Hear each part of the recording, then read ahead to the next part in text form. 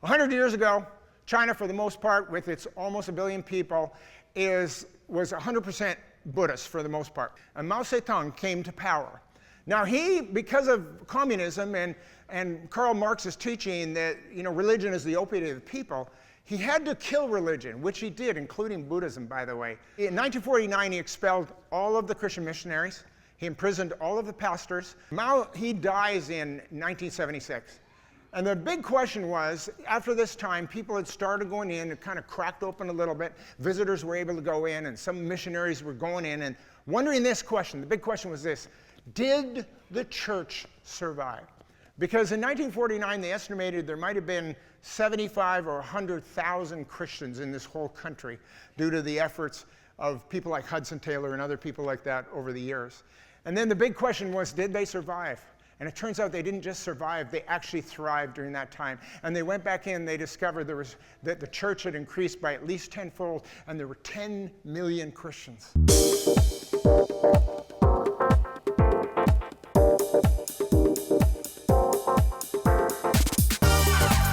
Welcome to Church of the Rock from Winnipeg.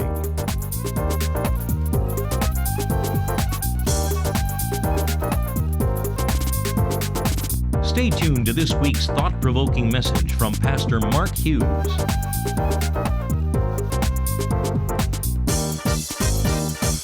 So my pie auction message today is entitled, "On the Side of the Angels." Now I know you heard that expression. I'm going to tell you where it came from. It was actually British Prime Minister Benjamin Disraeli in 1864, a long time ago. And what had happened was Darwin had released his book, The Origin of the Species, on evolution. Everybody was talking about it. Everybody was debating it. The Prime Minister, Disraeli, stands up in the House of Commons and he says, "The question is this: is man an ape or an angel? Now I'm on the side of the angels." It's funny, isn't it, that over 150 years ago they were debating that, and we're still debating it today. It reminds me of the story of this little girl. She just got finished talking to her dad, and then she's in the kitchen talking to her mom and says, "Mommy, where do we come from?" And so her mother says, "Well, it all happened like this. God created Adam and Eve in the Garden of Eden, and we all came," and she explained that story to her, and she says, "But Mommy, I'm confused, because Daddy told me we came from the apes." She said, "Look, he's telling you about his side of the family, I'm telling you about mine." So now what's happened with that expression, "on the side of the angels," it's actually to mean more like this, that you're on the right side or the moral side of a discussion or debate or an argument. But what we're going to look at today is that we are literally on the side of the angels, and if we're on the side of the angels, here's the good news: they're on our side. So what we're going to discover today is this mission that we have that we think we're doing on our own. We don't actually do on our own, because we can't do it on our own, but we're on the side of the angels, and the angels are going to assist us in this great task of the Great Commission. So my question for you is this: you'll have to think about this. In the New Testament, who was the very, very, very first one to ever preach the gospel? Does anyone know? It wasn't a man or a woman, it was an angel. And the angel appeared to the shepherds who were watching their flocks by night and said, "Behold, I bring you good news of great tidings." Do you remember what that word good news means? It's the same as the word gospel. The very, very first one that ever preached the gospel wasn't a man or a woman, but was an angel. And then you follow it through and you look in the book of Acts and you discover the angels were busy doing their thing. First mission trip. What was the very first mission trip? Think about it. I'll tell you where it was. It was in Acts chapter 8. And it was a deacon in the church by the name of Philip. And guess what? An angel appeared to him and spoke to him and said, "Go from Jerusalem to Gaza." You heard that right. The first mission trip was to Gaza, which we all talk about today. And so Philip goes to Gaza and he meets the Ethiopian eunuch. And he leads the Ethiopian eunuch to Christ, and he goes back to Ethiopia, where Christianity takes root in the first nation outside of Israel, way back when in Acts chapter 8. Acts chapter 9, just one chapter later, we find Paul. Paul wasn't doing very well with his face. Well, I guess he was, depending on what that was. He was killing Christians. He was persecuting the church. He was resisting everybody that preached to him. You remember what happened to him? Rode to Damascus, and an angel appears to him, and all of a sudden he's dramatically converted and goes from the chief of sinners to the chief of the apostles. So what we need to understand here Is this mission we are on to take the gospel to the world? It's not our mission alone. The angels are on our side because we're on the side of the angels. Now I'm going to show you something. I bet you've never seen this, or most of you have never noticed this. It's in the book of Revelation, chapter 14, verse 6. Listen carefully about what the angels do. And I saw another angel fly in the midst of heaven, having the everlasting gospel to preach unto them who dwell on the earth, and to every nation and kindred and tongue and people, saying with a loud voice, fear God and give glory to him, for the hour of his judgment is come, and worship him that made heaven and earth and the sea and the fountains of water. Did you catch that? The angel was preaching the gospel to every tongue and every tribe and every people. Whose job is that? That's our job. This gospel of the kingdom shall be preached to all nations, and then the end shall come. You know what the good news is, people? I don't want you to miss this. We are not doing this job on ourselves. You know what? That's good news. Why? Because we're not that smart and we're not that good. Have you noticed? So let me ask you a question about the Muslim world. So we have almost 2 billion Muslims in the world, and we have missionaries and we have people that are bringing the gospel to them. At the current pace that we're bringing Muslims to Christ, how long is this going to take to reach that group of people? The answer is never. Never, because the birth rate is outstripping the conversion rate by a mile. So it's never going to happen on our own. But what would happen if the angels stepped in? And I'm telling you, that's what it's all about. What happens is, what we do is we position, we raise money, we send people. There are people right now in the Muslim world working kind of underground, as it was, under cover of different things. And they're there in closed countries, taking their life in their hands while they're there, by the way. And they're not getting particularly amazing results at the moment. But all of a sudden, on a dime, it can all turn when the angels show up and when God breathes his spirit. And there's many, many stories like this, and I'm just going to give you this one. So there was a group of young people that went on a mission trip from North America. There was about 20 of them, and they went to the country of Bulgaria. And they went there, and they didn't actually know what they were doing. And so they get there, they're ill-equipped, they are ill-prepared, they're not trained for this. They're in this Muslim area of southern Bulgaria, and they're not doing very well. So they kind of give up the evangelism, and all they did was pray. And they prayed, and they prayed, and they prayed, and they prayed, and when they were done praying, they prayed some more. And then all of a sudden, one night, it was actually Christmas Eve, something miraculous happened. And there was 10 mullahs, Muslim mullahs, those are like pastors in mosques. And what happened was they all had dreams, and they all had an angel visit them in those dreams. You're going to hear a lot of stories about angels today. And the angel visited them and said, there is only one way to heaven, and that is Jesus Christ, and he is the Lord, and he is the only way to find God. These men woke up the next day, and they went into their mosques, and they actually declared Christ to their Muslim followers. And then, of course, they didn't know what they were doing, right? I mean, they're Muslims. What do they know about the gospel? What do they know about this, except for this little dream they had in this visitation of the angels? So they actually called on the missions organizations that had established there to come into the mosque and to help them disciple these people. And when that little move of God was all done, 1,000 Muslims had come to Christ. You see, we don't have to do this thing on our own. You know why? Because we're on the side of the angels. So let's talk about the 1040 window. If you've been in this church any length of time, you will understand that missiologists talk about this thing called the 1040 window. And it is this region, I'll throw it up on the screen, it's this region 10 degrees north by 40 degrees north through parts of Europe, but mostly northern Africa and Asia. And in the 1040 window, and the reason it's important is that 50% of the world's population lives there. 80% of the impoverished people. 93% of the unreached peoples who have not clearly heard the gospel. But here's the inverse of this picture, because only 2% of missionaries ever go to the 1040 window. And only 7% of missions budgets are spent on the 1040 window. So when we discovered that some 25 years ago, a little more than that, we decided we're going to turn that on its head. In this church, we're going to turn that upside down, and we're going to do the majority of our mission giving to the 1040 window. So last year, we had this unbelievable, remarkable year. By the end of the year, we had committed, are you ready for this number? $2 million to the 1040 window. It just kept on coming in, and I'll tell you a little story about that in a moment. But it was over 75% of our mission given goes to the 1040 window. So we're just so excited about what is happening in this region of the world, and that's why we do this event, this pie auction, where it's not really about the pie, it's about putting money into the 1040 window. So we have some 40-some different projects.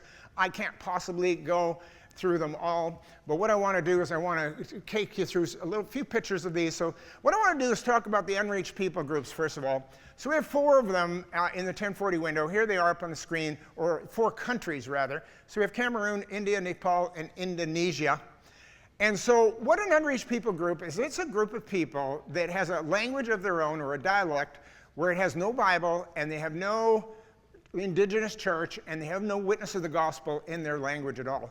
And so we work with a Canadian group called One Book that goes into these countries, works with indigenous people in those countries, and translates the Bible into their languages and starts the churches in those places. Now, we started with our first one many years ago in Nepal. That New Testament and Old Testament churches are underway. It's a great story I've told you before. But here's what we did. We kept on adding. Year after year, we would add another unreached people group. So this year, are you ready for this? We're not doing 1, we're not doing 2, we're not doing 5, we're not doing 7. We are doing 10, count them, 10 unreached people groups this year. How cool is that? That's a big project. That's going to cost us somewhere in the range of $400,000, but we think it's worth every dime. So what we're going to do is we're going to fly around the 1040 window. I'm just going to zero in and highlight 4 projects in 4 different countries. And the first one I want to talk about is China. And the reason I want to talk about it is we've been doing a lot of partnering in China, and I've never really talked about it, and so I want to talk to you about it today. So first, I need to give you a little bit of a history of the gospel in China, because it's fascinating. 100 years ago, China, for the most part, with its almost 1 billion people, was 100% Buddhist for the most part. Most of you remember that. But something happened in 1949. There was the Cultural Revolution. Cultural is the wrong word, actually. It was more the Communist Revolution. And Mao Zedong came to power. Now he, because of communism and Karl Marx's teaching that religion is the opiate of the people, he had to kill religion, which he did, including Buddhism, by the way. But Christianity was a real threat. So this is what he did. In 1949, he expelled all of the Christian missionaries. He imprisoned all of the pastors. Some of them continued to preach in prison, so he had their tongues cut out. I understand that's very painful. And then, of course, he burned all the Bibles. So that was a lockdown and there was no Westerners for many, many years. And Mao, he dies in 1976. And the big question was, after this time, people had started going in, it kind of cracked open a little bit. Visitors were able to go in, and some missionaries were going in and wondering this question. The big question was this: did the church survive? Because in 1949, they estimated there might have been 75 or 100,000 Christians in this whole country due to the efforts of people like Hudson Taylor and other people like that over the years. And then the big question was, did they survive? And it turns out they didn't just survive, they actually thrived during that time. And they went back in, they discovered that the church had increased by at least tenfold, and there were 10 million Christians. I'm talking about in a country with no pastors and no churches and no Bibles and no leaders, and yet God somehow in the midst of them allowed them, in the face of persecution, to rise up and become this powerful underground church, and sometimes literally underground. So I want to tell you just one little story here, which is fascinating. We have a direct connection with it. So here's the story. In 1981, there was a woman named Annie. She had a dream of Angel. Remember I was talking about Angel? Angel visited her and said, I want you to convert your root cellar into a Bible school so that pastors could be trained in this underground kind of Bible school. So she was going to do that. So her and her husband went down into the root cellar and they started digging tunnels, which I'll talk about in a moment. The next day, the pastors of the local church showed up and they said, we believe that you're supposed to put a Bible school in your root cellar. She said, too late, I've already started. And so they began to work together, and what they did was they built these tunnels so that they could hold Bible school sessions during the day, but they had the tunnels so people could come and go in the hiding of darkness, and so they wouldn't get captured. You couldn't just have people streaming in and out of this place. So for the next 6 years, they ran this Bible school in this root cellar, and they would train 30 people at a time. They would come at early morning at dark and leave after 16 hours a day. They would do this. In 1988, they got discovered, and the authorities went in, and the husband who owned the building, he got arrested. Are you ready for this? He got accused of running a Christian prostitution house. That was the charge on him. He got convicted. He got sent to prison for many, many years. But what happened was they beat him to a pulp in prison. He was at the threshold of dying, so they let him out, and he went home 2 days later. He died. It's a sad story, that part of it. And so my friend Ron Pierce was the one who told me this story. You've heard him preach here, and he's been to this exact spot, and he has a picture of it. And here's the Bible school, is what it looked like, and you can see the chalkboard in the corner and these desks. And for 6 years, they trained 30 young people at a time, and when it was all said and done, they had sent 1,000 people into the ministry all over China. So while I was out, he was telling me this story recently, and we were talking about it. I said, what are their great needs there right now in China? He says, Mark, they need Bibles. I said, well, why do they need Bibles? I said, how many Bibles? He says they need 39 million Bibles. There's tens of millions of Christians, and they don't have a Bible. I said, well, what are they using for a Bible? He says, if they have a Bible, they carefully tear one page out at a time, and each person gets one page. And their job is to memorize that page and then trade it with someone else and memorize the second page.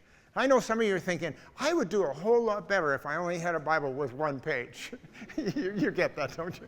That would be so much easier. Anyway, they don't want one page. They want a whole Bible is what they want. Now, here's the problem. You're not going to believe this part of the story, but it's true. China produces and prints more Bibles in more languages than any other nation on earth. If you look in your Bible, there's a good chance it was printed in China, because that's what they do. China, boy, they're an economic machine, aren't they? There's one thing that's against the law in China, is they are not allowed to print a Bible in one of the Chinese languages for distribution in their own land. Can you believe this?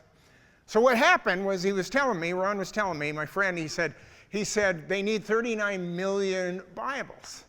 And he says, but we found a workaround, and we're starting to chip away at that number.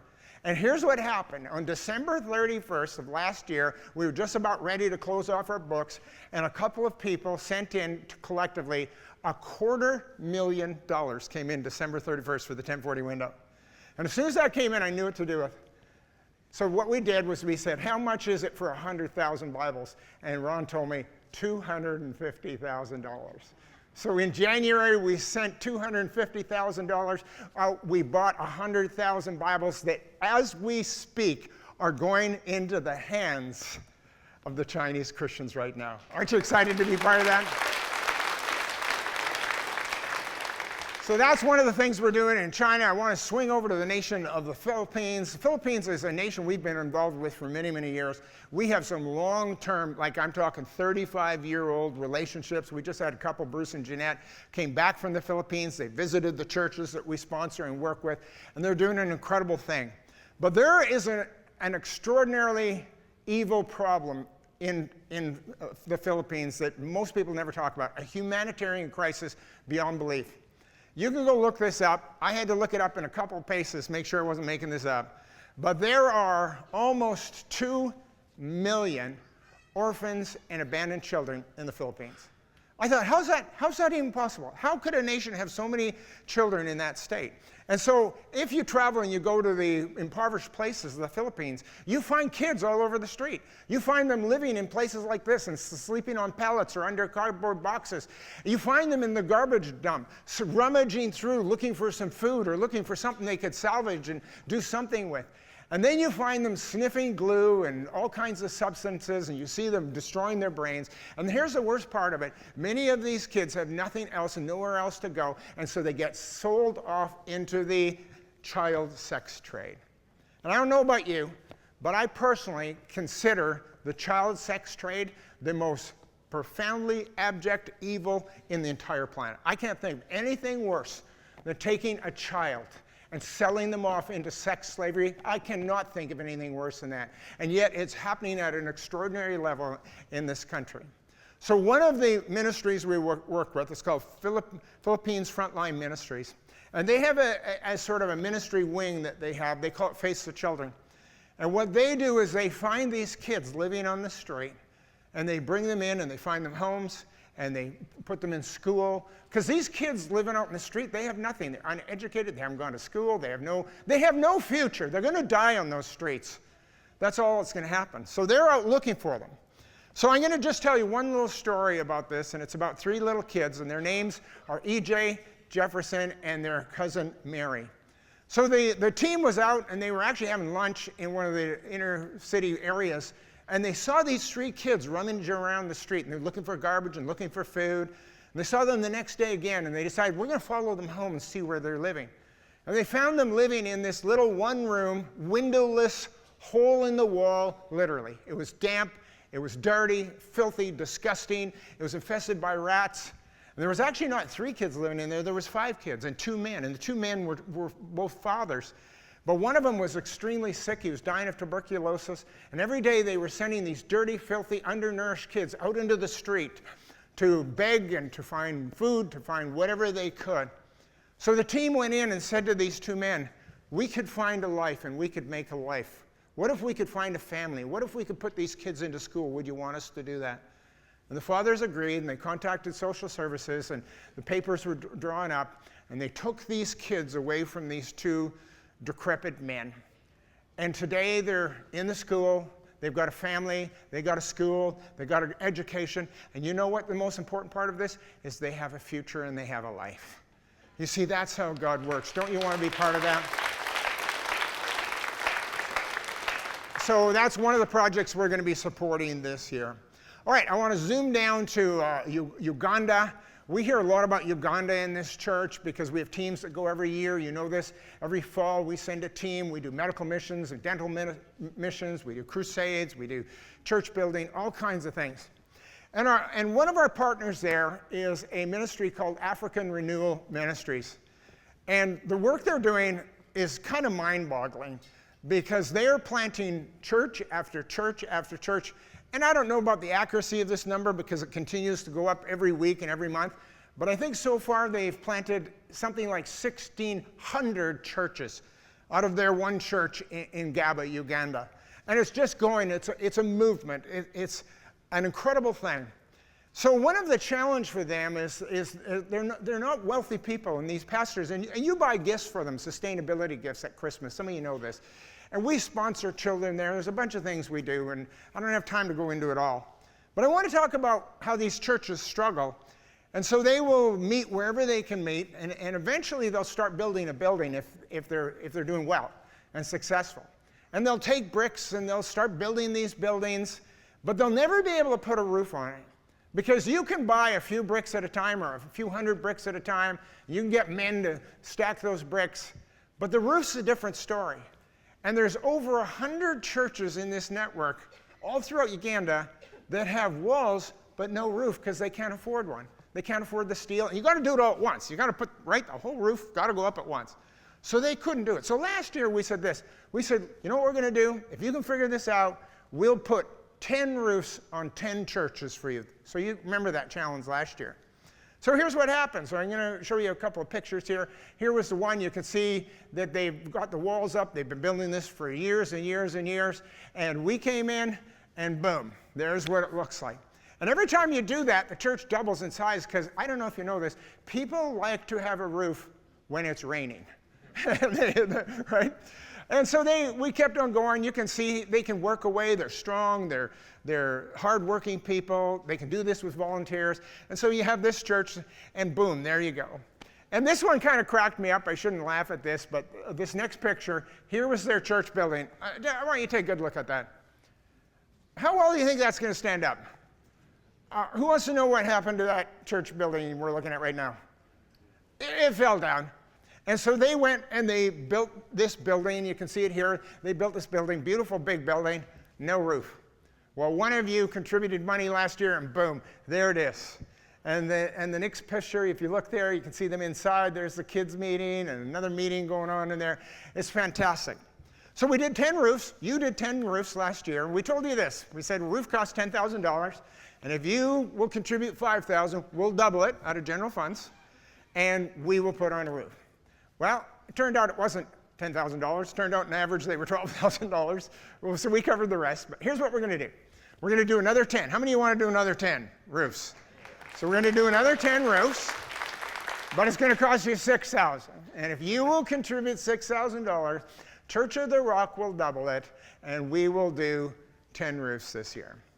By the way, you're wondering what our goal is for this year. Our goal for this, the 1040 window this year is $750,000.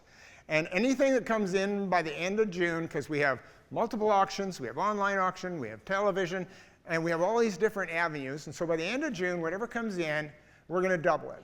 And if we had $750,000 and we doubled it, how much would that be? It would be 1.5 what? $million. Everybody say $million. $1.5 million. And so that's what our overall goal is for the 1040 window. But like last year, God can exceed it if he wants. So that's what we're doing in Uganda. Last nation I want to talk about is Ethiopia. And Ethiopia is really one of the hot spots in the world right now. Some of you remember that Ethiopia had years of famine, years of poverty, kids dying, war. I mean, it went on and on. We heard so many terrible things coming out of Ethiopia for many, many years. And for whatever reason, in God's sovereignty, he put his finger on that nation, and the gospel and the church is growing faster in Ethiopia right now than any other nation in the world. And so then we decided, why not invest in that? If that's where the wind is blowing, why don't we invest in that and let God's Spirit move? And why don't we fan this flame and feed this flame, fuel this flame? And so that's what we are doing. And so here's what happened last year. So last year, this group of churches and leaders that are working together sent out, this is an extraordinary number you're going to barely believe, 11,000 evangelists. And here's what they do. They train 11,000 over the course of the year. They train 11,000 of these young men. And then they go out and travel the countryside for 3 months, winning people to Christ, baptizing people. And they just go that, and they do that for 3 months. And the only thing they ask is they need someone to support them for 3 months. They're prepared to do this if you support them for 3 months. And the only amount of support they want is this. They want enough so that they can have a meal every day and somewhere to sleep, which is mostly someone billeting them. And so little transportation. So it costs, you ready for this number? It costs $50 per evangelist. Not $50 a month, $50. And so last year they sent out 11,000 of these people. So this is what we committed to this year. We said, we'll take on 2,000 of those people. We'll take on 2,000. Here's the coolest part of this story. Each one of those evangelists in that 3-month period of time will lead, on average, 500 people to Christ. So let's do the math on this. So if we sponsor 2,000 evangelists at $50 an evangelist, that is $100,000. If they each lead 500 people to Christ, that's how many souls? 1 million souls. Everybody say 1 million souls. Don't you know the answer is always 1 million? Come on, how long have you been around here? So I want you to do the math. It costs you $100,000. But a million people come to Christ. How much is that per soul? Seriously, you don't know this? It's 10 cents. 10 cents. Can you imagine how many people would you want to lead to Christ if it cost you 10 cents? How many? 1 million souls. I'm so glad you're finally figuring this out. My point is this. If we're on the side of the angels are on our side. We have this great mission. He said, this gospel of the kingdom shall be preached, and then all nations will come to Christ, and then the end will come. If we're on the side of the angels, people, then the angels are on our side, and we will get this job done. Let's stand together. And one more thing, I want to remind you that every one of you can be part of this great mission to the 1040 window. 12.5. And 100% of whatever you give will go to these projects. And not only that, we will double, dollar for dollar, everything you give. And for a few dollars more, for anyone giving $500 or more, we will send you out a free copy of my latest book, A Greater Perspective. So thank you for being part of this journey, and let's together reach the world with the gospel.